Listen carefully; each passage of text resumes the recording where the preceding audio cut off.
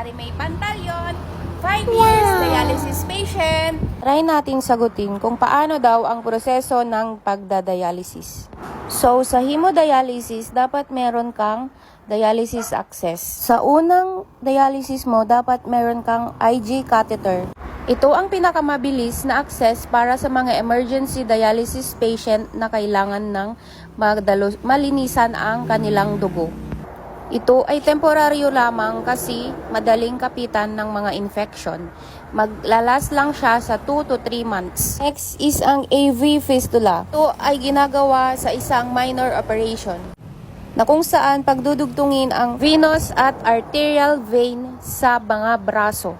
Ang AV fistula ay ang pinakamatagal na dialysis access o ang lifetime access. Next naman is ang AV graft. Ito ang kalimitang access ng mga maninipis ang ugat sa braso.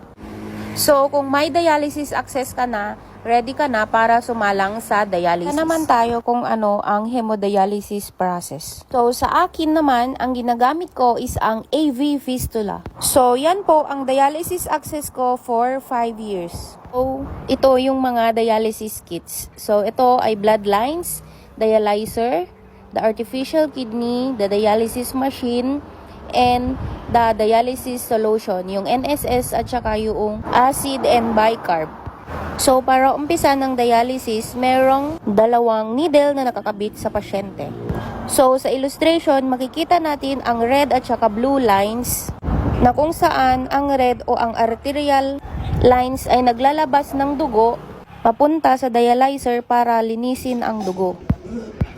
At kapag malinis na ang dugo, papasok naman sa blue lines para ibalik ang malinis na dugo sa pasyente. Ulit-ulit lang ang proseso hanggang matapos ang 4 na oras na dialysis session. Like and subscribe for more. Thank you for watching.